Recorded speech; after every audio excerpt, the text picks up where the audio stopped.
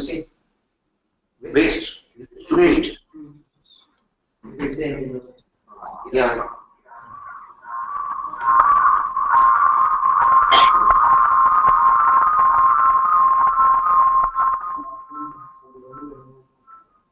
I think I'll move out. यहाँ पे problem आ रहा है.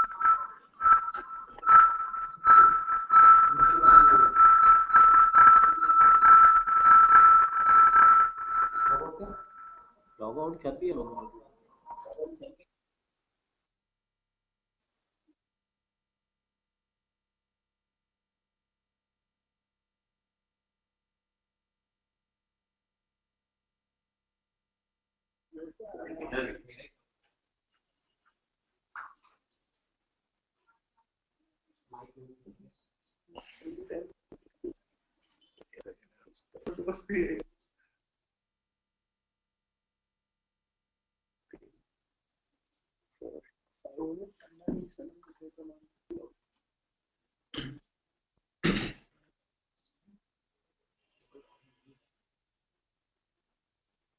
तेरा laptop Show once my slide.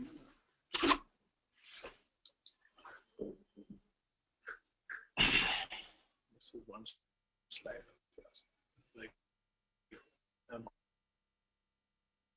master on the Stone Age.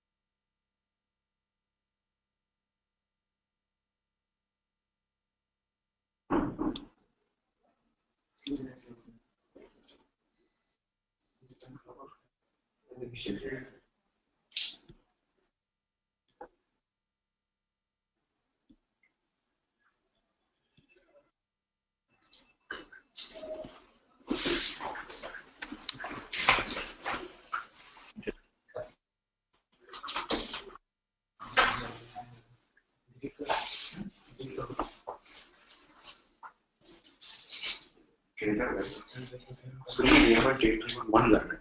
Only one. Okay. I'm getting on.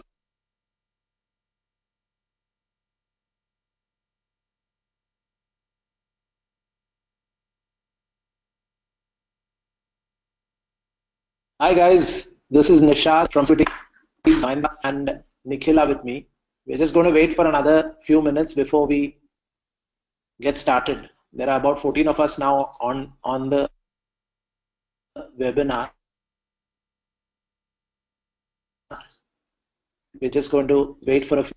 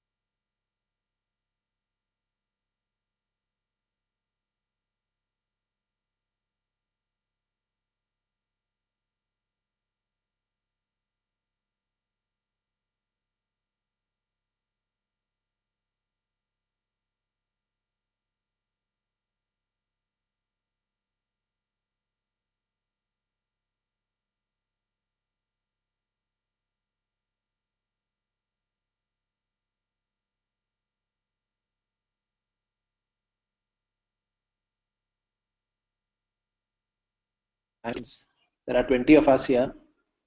Let's hope we have a great session. Just putting the voice in mute so that we can just wait for another.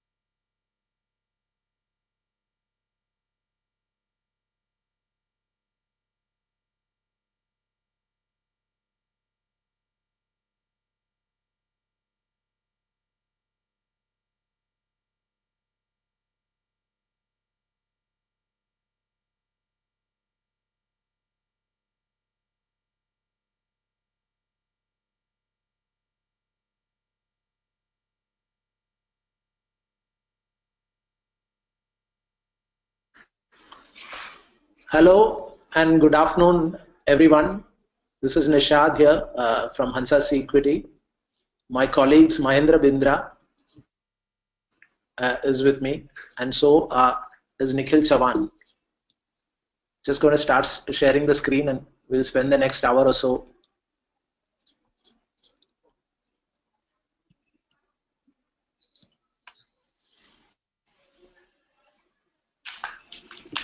So I head the digital experience group at Hansa Equity, and kind of run a team of technologists, social media guys, analysts, and others, creative people. Mahendra, my colleague, he heads operations at Hansa Direct. Hansa is a sister company of ours, and they run a very high-end customer experience center a little away from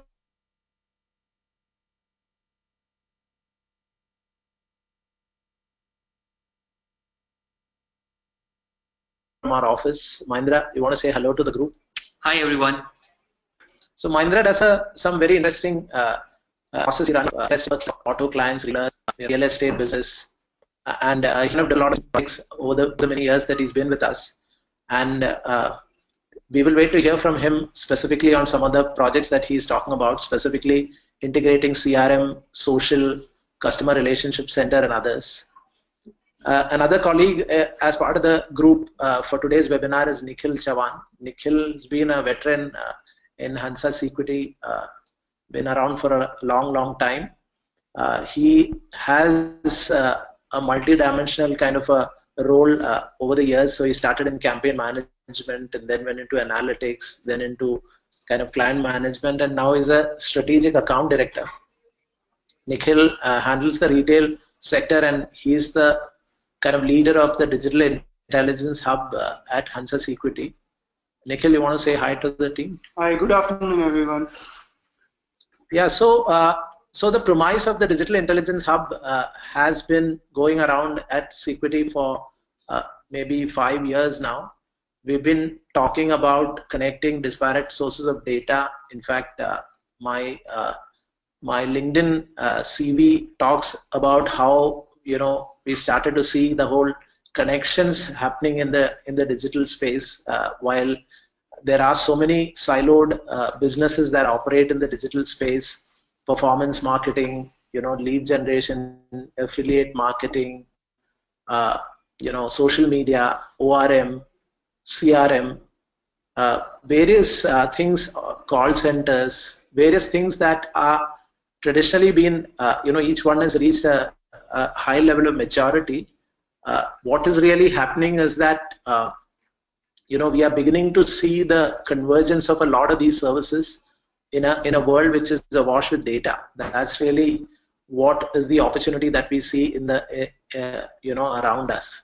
So senior business leaders, people who never spoke about the digital world, are talking about how data is the new oil. In fact, Mukesh Ambani has been quoted many times recently about talking about about how data is going to be the future of business.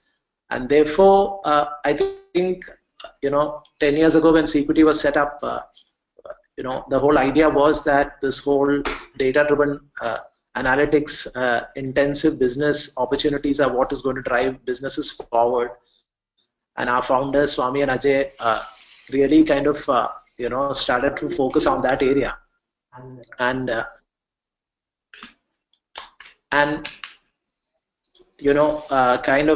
we evolved over the period of time in the last 10 years, and what started to happen was we started to bring disparate elements together in kind of connecting data from various departments and silos into one centralized kind of place.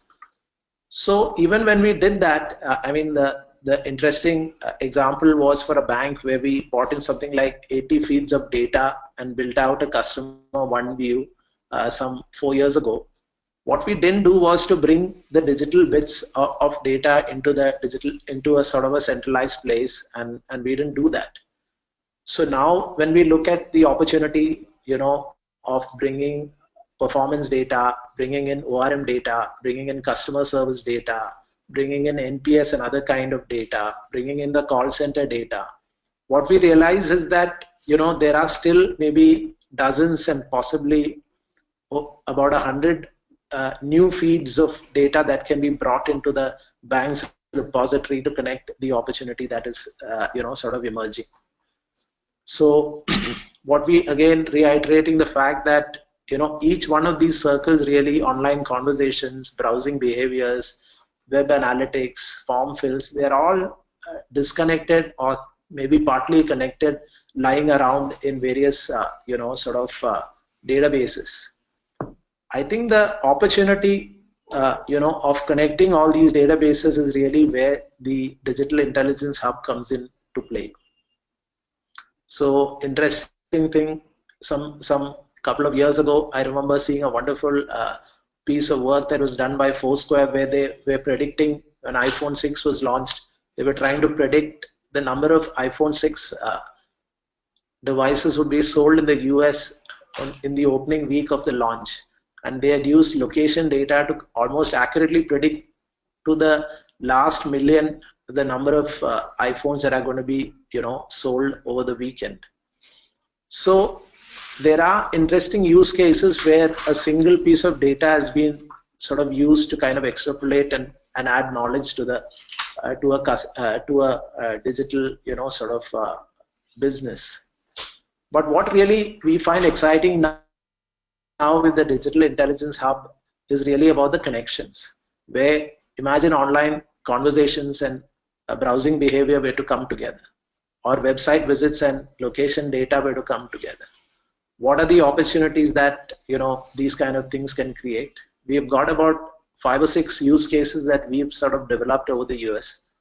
We'll kind of discuss it, where Mahindra and Nikhil will talk about these individual use cases as we go forward. But still, the opportunity, again, not just from the external data, which is web browsing or footfalls, but really also industry data which is available, which is, for instance, if I want to connect, say, search volumes in the automotive space with the monthly unit sales of cars or two-wheelers in a market. So look at the opportunity of actually saying that so many people are searching for it and so many cars are being sold.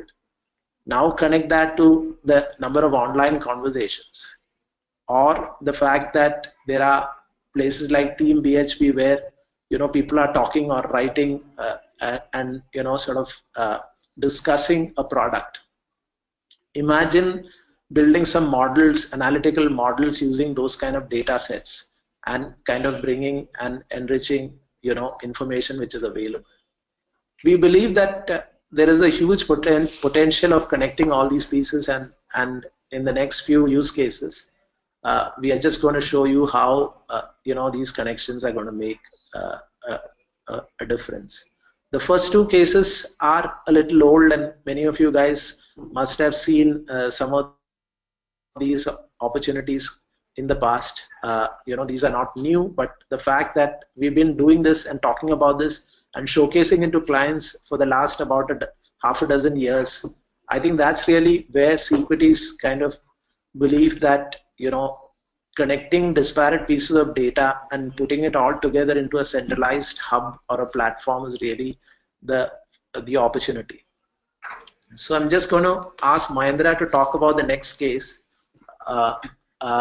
where for instance, for a large automotive client, he used some sort of a very interesting connection to enrich customer knowledge. So Mahendra, you want to talk a little bit before you start this conversation? Do you want to talk a little bit about the work you do? Sure. Thanks, Nishad. So guys, we kind of run the entire customer intelligence enterprise for one of the large automotive OEM player in India. So we basically do end-to-end customer interaction for this particular client. So we have outbound processes, which includes lead generation, interaction with the customer. We have their 24/7 customer service, including roadside assistance. And we also kind of manage their entire web chat and ORM, as well as email conversation between between the brands, the organization, and the customers. We have also started work handling their entire ORM, right from the senior executive management to brand handles, as well as to the handles of the couple of clubs, etc. So what we are doing for this particular client is basically we are doing an end-to-end, customer service, lead management, ORM, etc.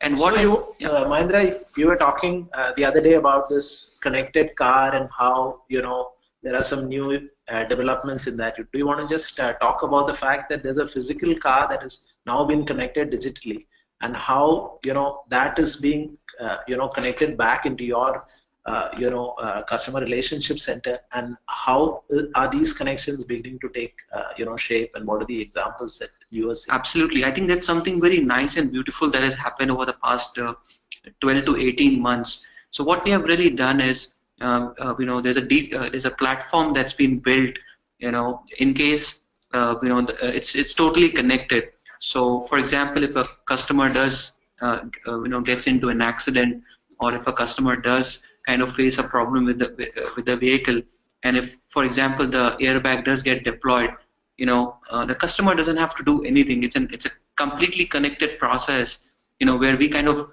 get to know about it, because we are connected. The CRM, the car is connected to the platform, and the platform is internally connected with the CRM, and we are able to reach out to the customer without even the customer calling us or kind of taking an action from his own side. What is also really important and beautiful that we are able to do is we also have a feature where, in case if the customer's phone is kind of damaged during an accident or an issue, we also have an SOS button on the car which he can push, and we can kind of connect with him because the car is connected through the platform to us. We also are talking about the connected car, where we're talking about doing something proactively rather than reacting or reaching out to the customer. So we are able to collect data real time, be it the tire pressure, be it the disc pad, or any other data which gets generated every time the car is moving. What is helping us? We are able to reach out to the customer and able to help the customer understand what may happen, or what he or she should do ideally with the car. So the question then, Mahendra, is that is this data being captured back into that customer? For instance, you were talking about the case that we are trying to describe over here. that that there is a silo of CRM, where you have a lot of customer information, personally identifiable information about customers, and then you are saying that it's possible then to connect it to a certain vehicle, and then the vehicle data, of how the tire pressure is, how the brake data is. All of that can be pulled back into a sort of a centralized CRM of sorts. Yes, yes. So the whole structure of this whole engagement is we have the CRM data, we have the connected car data, we have the platform data, and we also have the social data. For example, if the customer goes ahead and tweets something, or if the customer is making a Facebook post, we're able to capture that data, append it into our CRM. So our CRM data is getting enriched and richer, each day.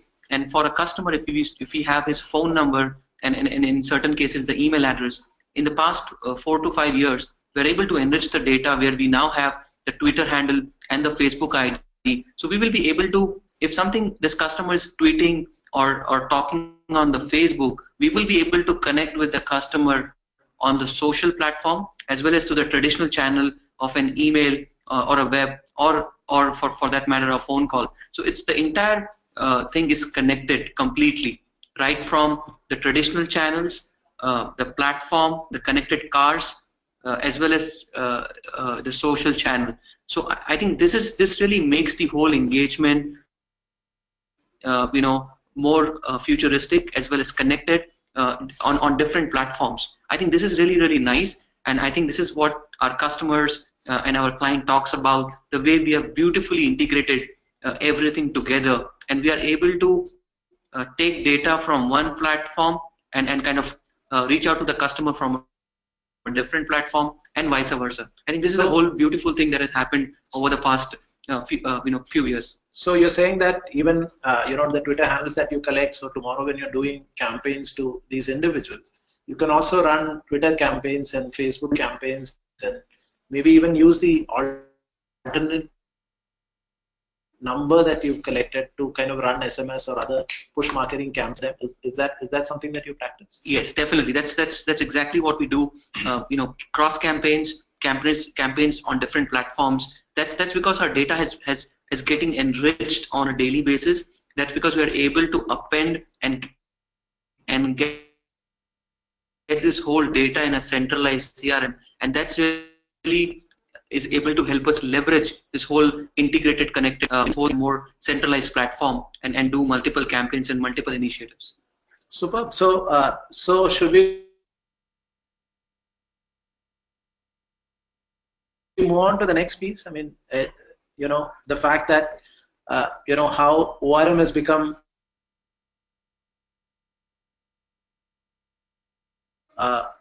the central kind of marketing tool in a digital kind of that runs the interesting things that you guys do at Hansa Direct. I think one of the great example we can talk about is for Jesse Paul.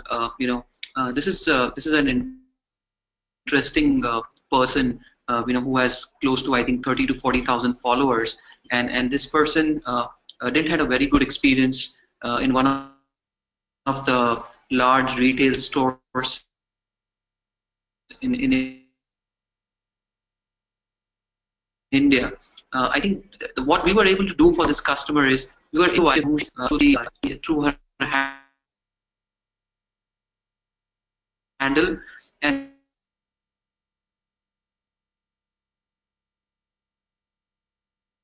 we were able to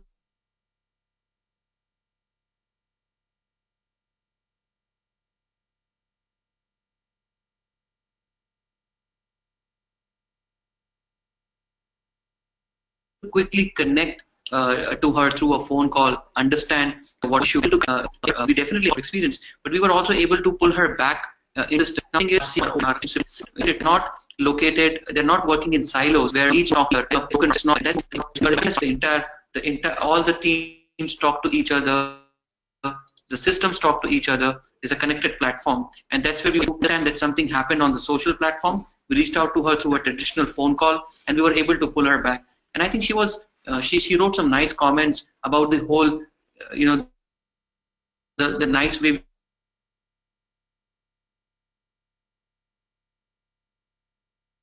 we were able to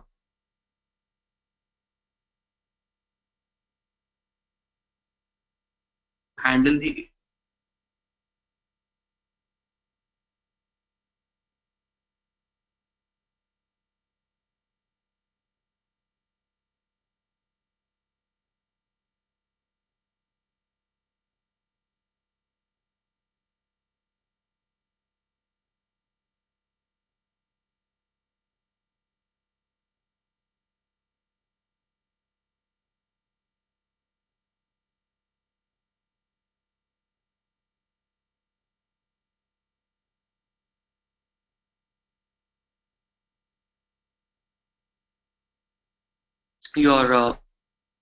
your traditional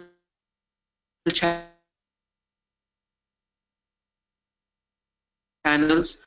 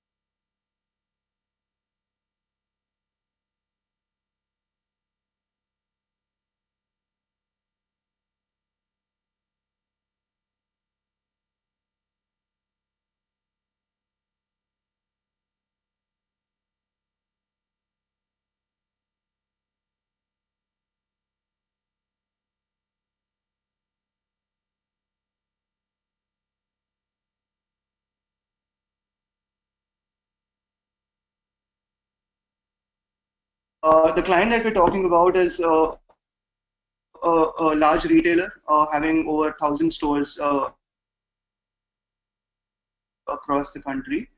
And as a typical retailer, there are various problems that is faced, and one of the biggest problem is the whole lost customers. We have different terminologies to call them as dormant customers or people who stop shopping with us. What we did is we looked at the entire customer segment. We traces the transaction data. We were able to separate out people who stopped shopping with us. And when it comes to lost customers, the problem is two-pronged. One is that our ability to understand them better is constrained because we have very little information about them, because most of the lost customers are one-time transactors. So we have very little information about them. And second is the whole contactability becomes a problem. We try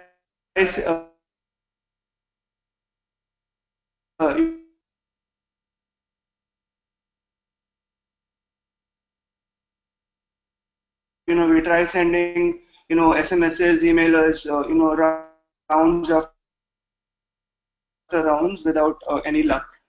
Here what we did is we once we identified who are our lost customers, we try to leverage social media platform to reach out to them.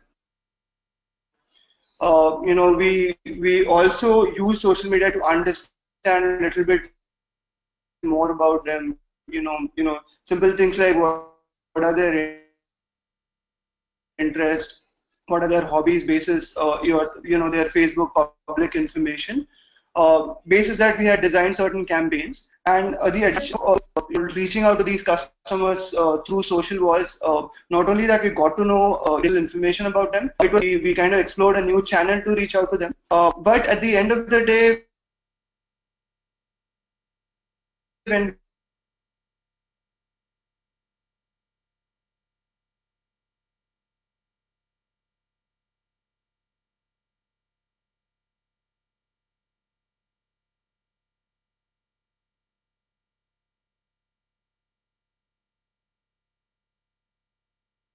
we sent out campaigns to these customers, we were able to identify these customers back again in the store. So we were able to attribute the performance of the performance and money spent on the campaign. We were able to identify to an individual customer level, we are paying so can shop and he's bought so many products.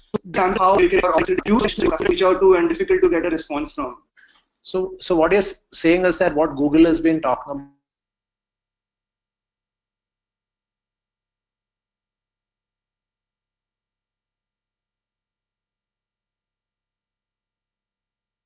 forward in the last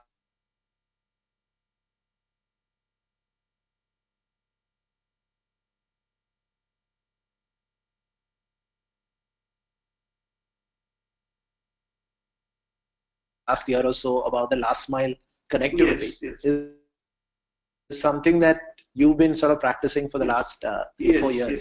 Most times when we propose certain campaign ideas, we were the basic question and the fundamental question that is asked by the client is what is the ROI from that campaign? And unless we are able to justify the ROI from that campaign, it's just as good as a theory. So as you can see on the screen, that basis this campaign, every 1 rupee that went on this campaign,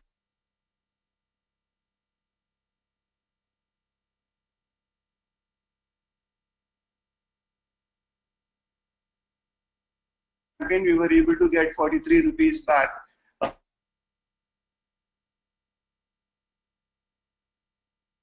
Which is quite an impressive ROI given the customers were not engaged with us, and we were able to bring them back into the purchasing cycle. So this is what it talks about essentially, is that your CRM data in customer segments using social media platform, we targeted them and back in the store, the offline store by merging the data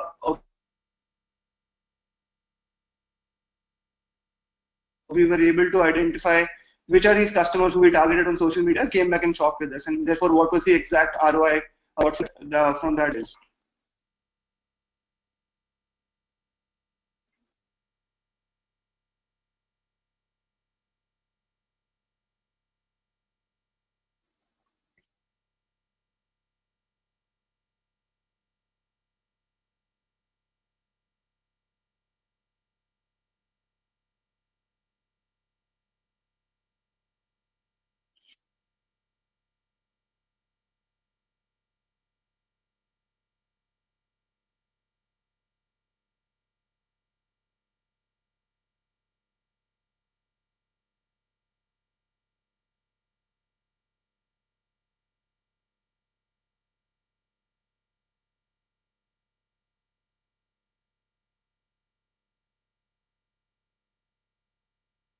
So that's interesting, Nikhil. I think some of these use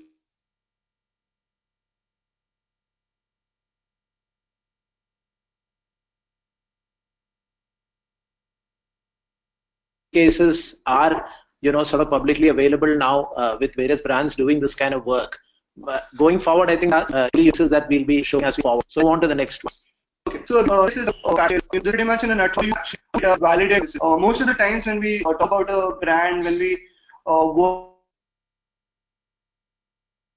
with their marketing teams, with their product teams, they tend to have certain opinion about their customers, saying that I know her and this is the behavior that they exhibit. The role of analytics of all the points together is to either validate that hypothesis or come up with the new hypothesis which is backed by data. Just to give you an example, on your screen, you can see various segments that we've created basis that transaction as a customer. Transact retailer. They do not provide date of birth or anniversary or all those demog information that we actually use for a customer segment. In this, we were facing the same problem where we only had transaction data. Then we use social media as a platform to pull out and extract their date of birth, and basis that we were able to identify one key insight is all my loyal members, in this case it is green and blue members, are in the age group of 46 and above. The common thought behind that was that okay, because these customers have been shopping with us for long time and therefore they are loyal with us, and it is quite an obvious trend that these are over 46 but it's to go actual data of, and what we which give them a tailored solution for their clothing needs. Apart from validating this hypothesis and coming with this in that people to my brand prefer tailored clothing, how it helped the last mile customer, last store guys, is that we actually took this insight. We told that every guy who is middle age, would be right to use kind of an apparel. He has the potential of being a high. So that is it kind of stays with the last mile to who in the facing customer base. So here is how you can also and you can vastly present to the customer. Your customer, you member, you and then first, okay, let me try to bet you detail their mobile life. You so written of those. So was the discovery or the aha moment, which was really about the fact this is your younger customers. Most customers really test it. So then you wanted to study about a certain age. Kind of sort of so they may be sort of not like ready about like so because of a chance for coming and getting paid. It's a hunch that no thing doesn't being back into the CR. So then what you did was you actually went and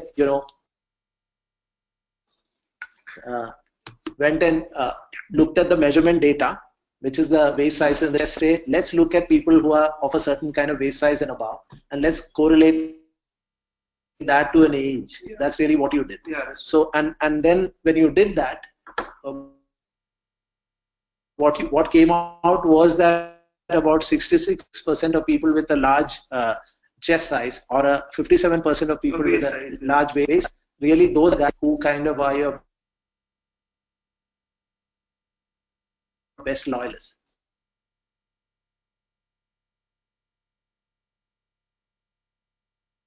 Or the most loyal customers, and therefore you were able to then create an insight for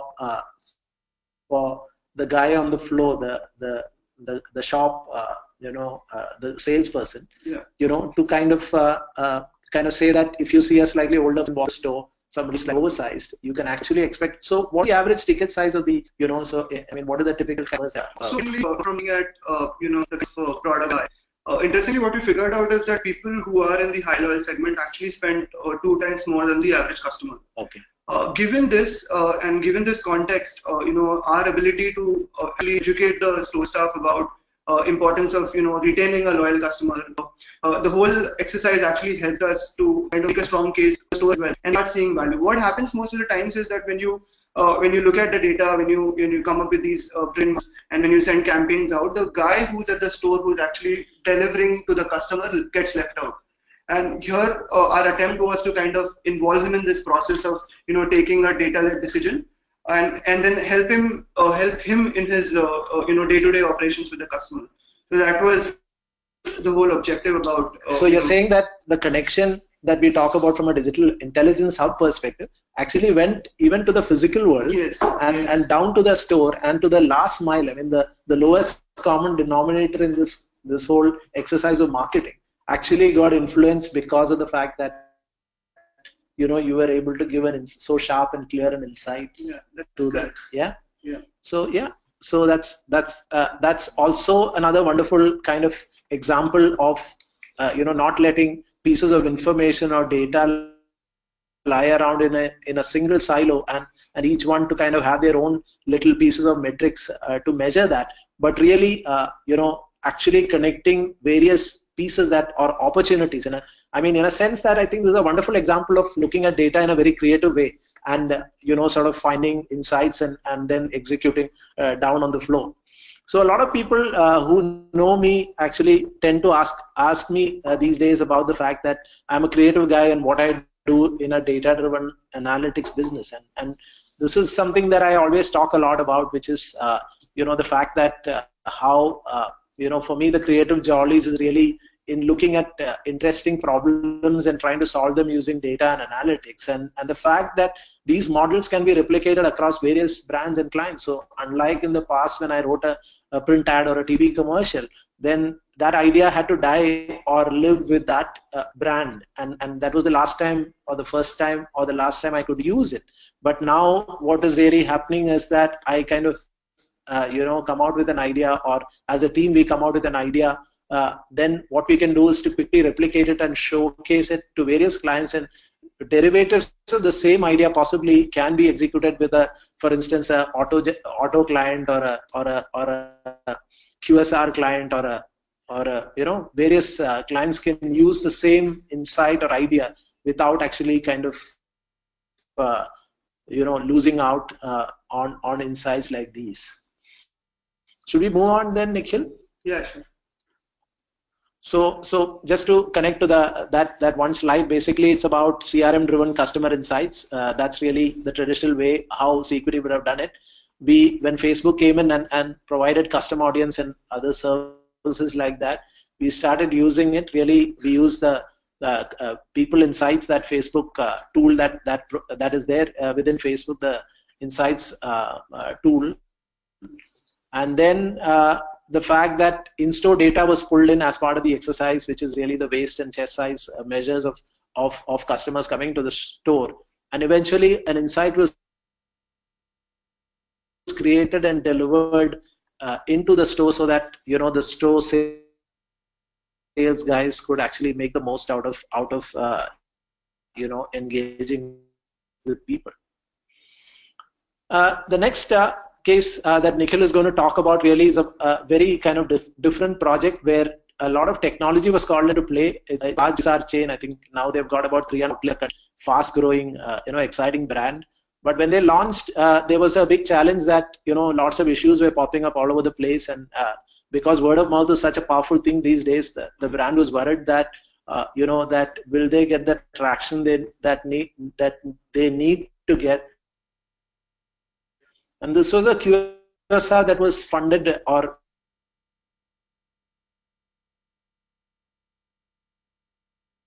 brought in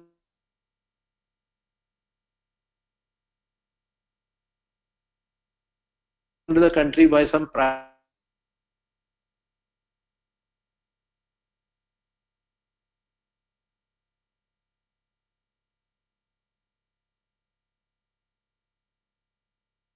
equity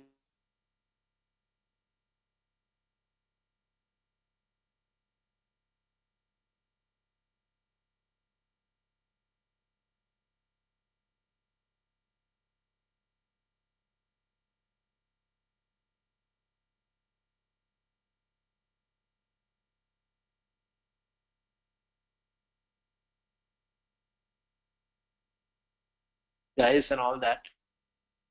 So their urgency to scale up and kind of sell out and do all those kind of things was very, very critical. And we came in at a very interesting place, and Nikhil will tell you about it, about the reason. It's a complex diagram that the next slide has, but maybe Nikhil can spend a minute or two on case. Sure. So this is for a website. Basically, what they wanted to understand is what is their customer's opinion about the brand. Most of the times, what happens is we actually put a lot of importance to the feedback of customer. And there are a lot of initiatives that we take internally about understanding what customers are talking about us. Some brands do it via feedback mailers, and some, there are some other methods that are used. What happens with such kind of mechanisms are that it tends to be one-dimensional.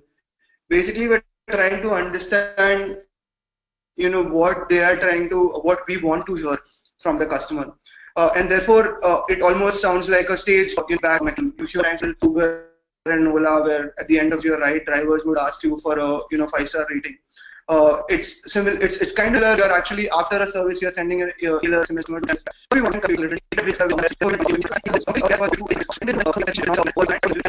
quality. So outlet, what is my different? So we looked at we used a tool for actually screening. We tried represented in a way which is called a Sankey diagram, where if you can see that, for example, in the first screen, first store, which is Marol Naka store, for example,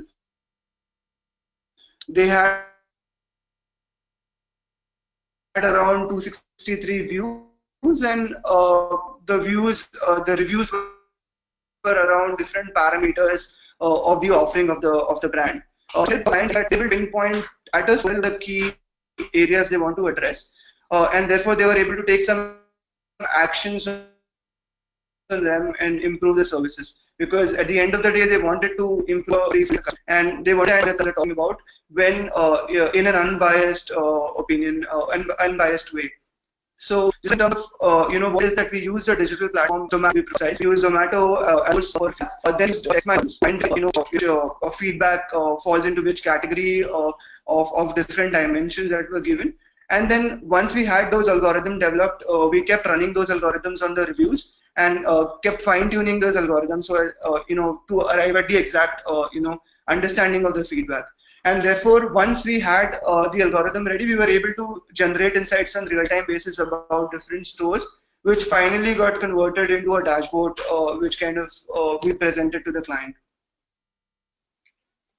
So basically, what you're saying is, the problem of trying to understand at a granular level, maybe 8 or 10 different parameters. I mean, Zomato actually, if I look at, reviews on Zomato, they're kind of really wonderful, unlike, say, a YouTube review or something like that, where a lot of nastiness generally happens. Reviews are kind of, I mean, there are a lot of negative reviews and people are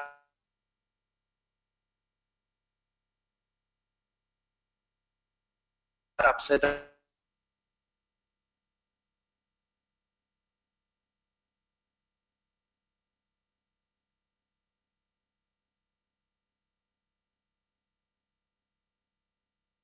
about various things.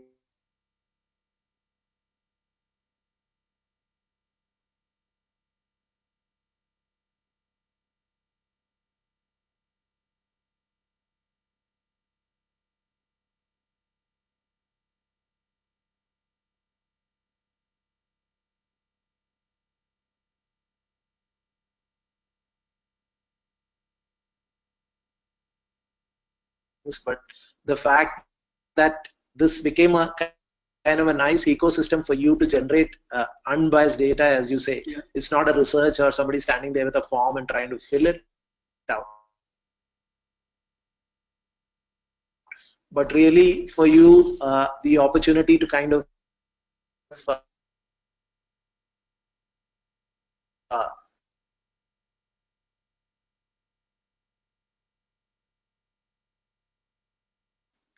kind of get that information rich, raw, real time. Kind of the tool is pulling it, scraping it, and populating it onto a diagram or visualization platform, and actually use a kind of a mouse or something like that to actually dig deep and understand. This is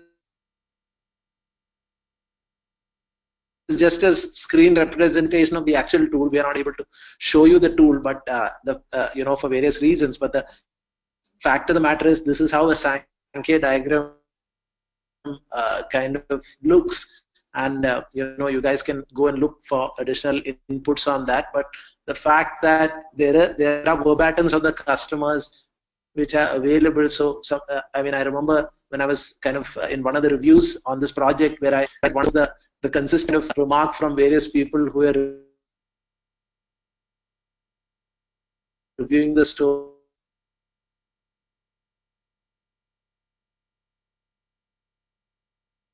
was about, sack the store manager. I mean, that was as clear as that, just people talking agree about the store manager, and poor guy, I don't know what happened eventually. But the fact is that, people's inputs can be understood, studied, and kind of acted upon if the connections are made in a kind of to the final sort of kind of case. If there are any questions, we are happy to take those. Really, in the fashion retail business, and one of the biggest challenges for brands today is that the amount of images that they have to sort of produce in a year, unlike before.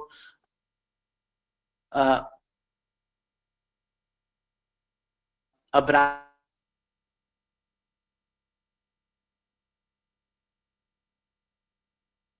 could get away with maybe 5 or 6 images that they shoot for a season, but now with social media and stuff like that coming in, every day you have to put out a new image on a social media page. There is need brand for quantity of images. And how has also got done. What kind of profiles for that? But when it comes to run on social media, which are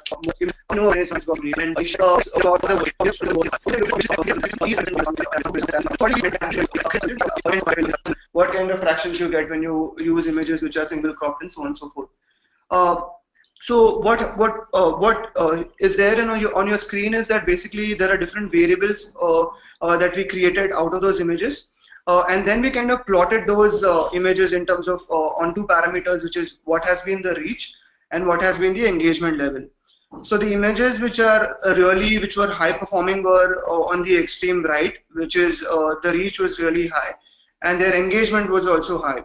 So what happens is that Nishad is talking about some time back that he's out and out typical creative person, and he is now using data to come up come up with his whole creative ideas. This is a perfect example of a business analyst or a data analyst walking up to a creative person and telling him that these kind of images will work and these kind of images will not work. Earlier, it was left to creative person's imagination as to what kind of images will work and not. Here, we have some validation with data, and therefore, it helped us improve the performance of our social media campaigns. So that's quite stunning, because one of the interesting things around this campaign is that now it's been every quarter we do this analysis and we kind of provide it to the client, and what's really happening is that quarter on quarter, we are seeing the same kind of output to come in. So while the images have changed, the fact that there is a person who's standing, full frame, the full ensemble is kind of showing. Those are the kind of images that people are liking and sharing and commenting about. So in a sense that we've done some work in validating, the hypotheses that data is built, and that kind of information is going back to the client, so that future campaign shoots can happen where the framing is of a certain kind, the combination of people on that campaign is of a certain number, and things like that. So we are going to be closing in on on the webinar, the last case that's done, and now we'll get into questions. Just a slide on the key takeouts as far as we are concerned, and the reason why a digital intelligence hub should be a serious consideration for brands. So I think the whole game is moving ahead, and in fact Gartner I think in 2012 had spoken about the fact that marketers will spend more money on technology than IT head CIOs. So CMOs would spend more on IT when compared to CIOs. So I think we are beginning to see that era really take shape. 2017 is here, and a lot of discussions around tools and technologies to kind of help augment marketing. And I think a digital intelligence hub could be a good consideration for brands that are interested in making the most out of their disconnected digital silos, bringing all together. So there is a lot of maturity in social media, in ORM, in analytics across many companies, at least the ones that we work with. We see a lot of good conversations happening, lots of interesting insights happening, but there is also a little bit of a staleness that is beginning to exist in the space. People are saying, so what next? And really what next could be about connecting all these silos and creating opportunities for companies to kind of go to the next level of intelligence. So we have 10 minutes to take any questions anybody may have, but please put it in the chat window over there. You can type messages, and we'll be happy to answer any questions.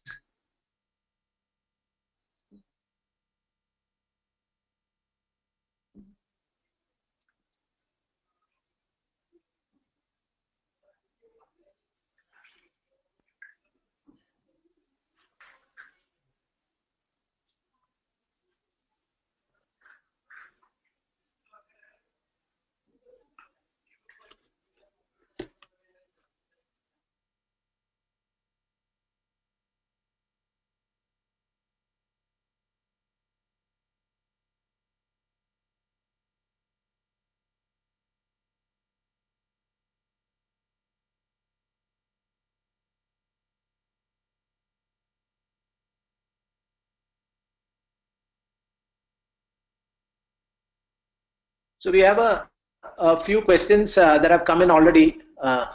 Apart from the fact that some of you guys are talking about, there were some tech glitches. I think Pavan Chavakula is asking about how is privacy of the user being treated. So there is rarely, any kind of what I would say is that, while at a broad level, customers are being understood and studied, even at a down to an individual level, like a mobile number or an email ID. I don't think our work has ever infringed or gone beyond, doing it at an aggregate level. We are not really worried about or actively trying to kind of, sort of trespass on anybody's privacy in any way. So yes, at an aggregate level, there are a lot of analysis that happens, and I think that will continue to happen, so that we can get more and more insights out of data. But we don't track anybody at an individual level. We don't sort of try to pop up in places where we shouldn't be. We comply with all the global marketing rules like D&D compliance or spam unsubscribes and things like that. We are aggressively have been for the last 10 years pursuing those policies. So there's never any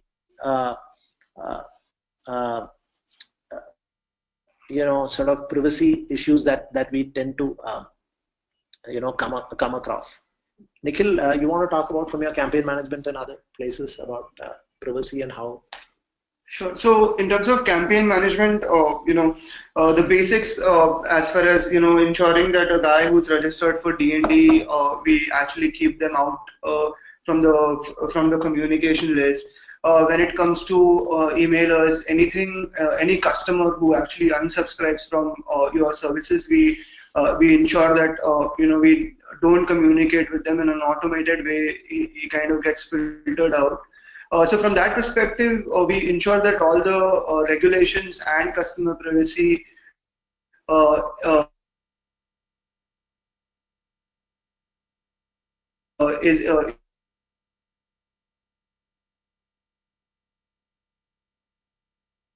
is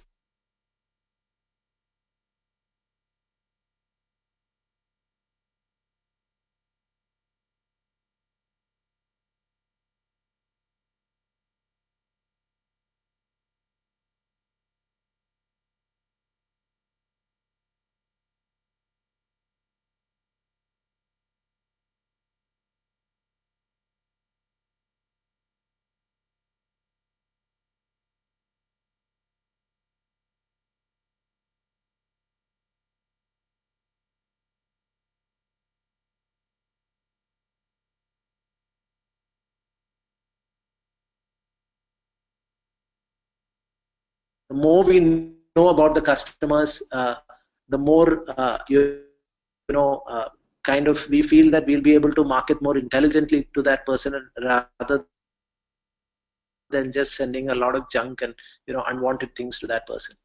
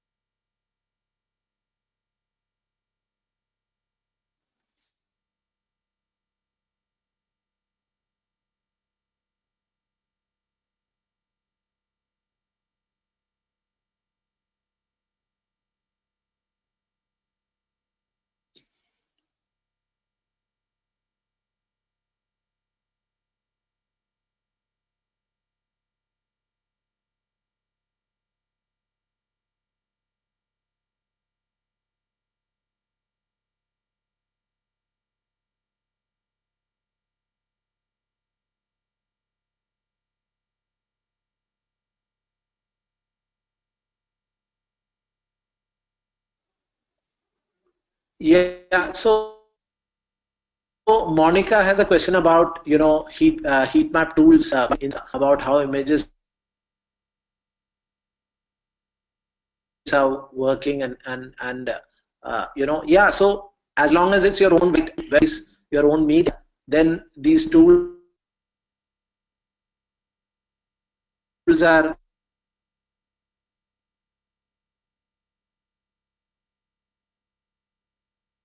useful up to a point.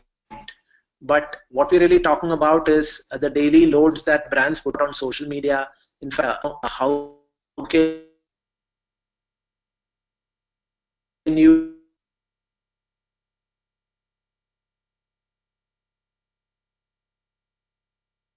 and I think the big point is for a lot of brands really is that there is not that much traffic on their own personal site. So the opportunity therefore of actually using Facebook, from where today India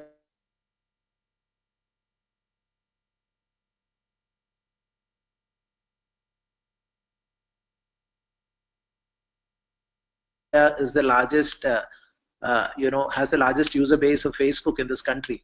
So what you can then do is that could be the test tube for you to kind of test out how people are engaging and interacting with content. Imagine doing this in a real-time sort of way. So you pull the Facebook APIs, the marketing APIs, the backend, and pipe in all the data into a real-time tool. Then what I can do is actually test out is Facebook can actually decide this is the most engaging image out of the will of number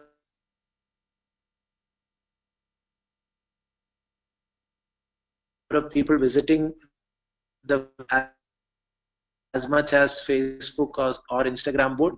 The kind of integration and the opportunities. They put up an image for a 15 minutes for the analytics tool at the back end. 40,000 people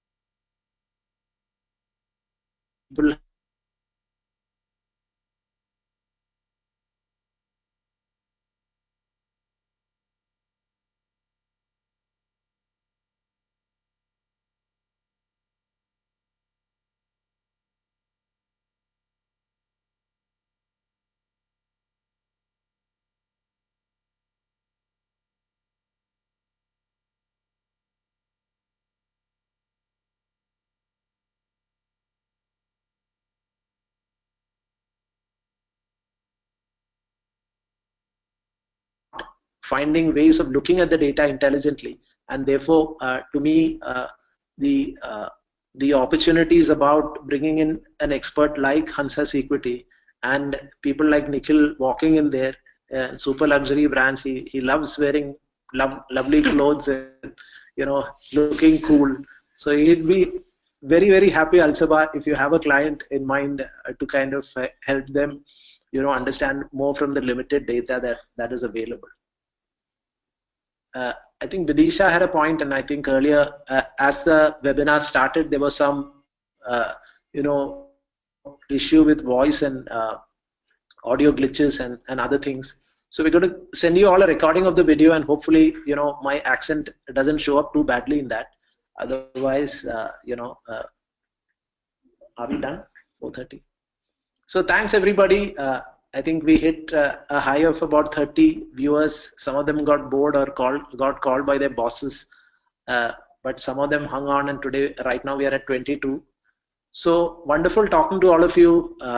Please reach out to our marketing teams if you need a demo of our Digital Intelligence Hub, or if you have any specific use cases in mind. Again, there is an email ID, I think, at the end of it in our emailer. So Tejas and team will be happy to support you guys with any additional information that is needed. I think the validation of the Digital Intelligence Hub is really going to be about more and more people at least kind of hearing about it and wanting to see the demo and asking all the complicated questions about can it do this and can it do that. And that is how we'll also be able to fine tune this product and really kind of make the most out of it. But hopefully from the use cases that we showed you, you guys have understood the possibilities around it, and your rich minds, I'm sure, imagining possibilities for your brands. So thanks everybody who dropped in and until next time, hope to have another wonderful webinar coming up very soon. Thank you and logging off. Thank you, guys.